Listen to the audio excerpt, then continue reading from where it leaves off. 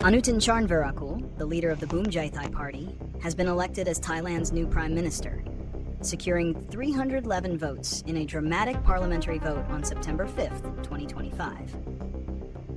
This development marks the latest chapter in a period of intense political turmoil, one that has seen a swift and decisive shift in power dynamics. The election of Anutin, a conservative tycoon, is a clear victory for Thailand's pro-monarchy establishment and a significant setback for the populist Shinawatra family and their Paetongtarn Party.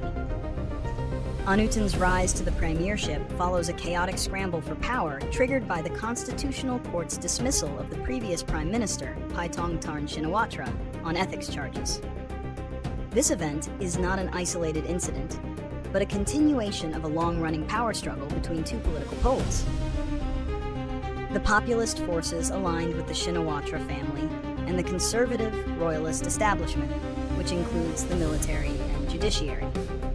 The court's removal of Paetongtarn and her predecessor Shretha Thavisin before her highlights how the establishment uses legal and judicial mechanisms to control the political landscape. Anutin's Bhumjaithai Party, once a coalition partner with Paetongtarn, shrewdly seized the opportunity presented by the political vacuum. By withdrawing from the previous government and positioning itself as a kingmaker, Bhumjaithai orchestrated a deal with the Progressive People's Party. This alliance, seemingly an unnatural pairing of a royalist party and a pro-reform movement, was based on a single compelling promise: to dissolve parliament and hold a new election within 4 months, with a commitment to constitutional reform.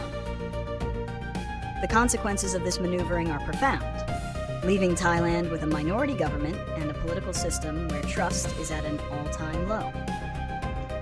The Shinawatra family's once dominant political machine appears weakened, with Patriarch Thaksin Shinawatra's recent legal troubles and sudden departure from the country adding to the sense of a dynasty in decline.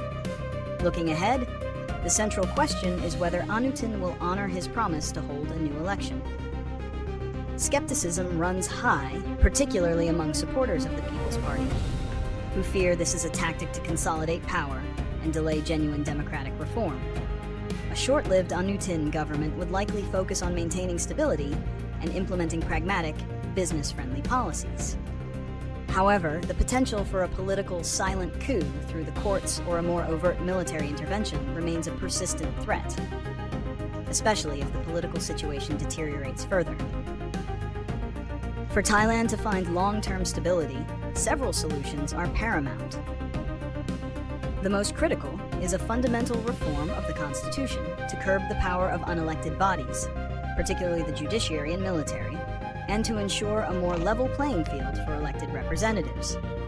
This could be achieved through a referendum and the drafting of a new, truly democratic constitution by a constituent assembly. Additionally, a focus on reconciliation and dialogue between the country's warring political factions is essential to move beyond the cycle of coups, protests, and judicial interventions.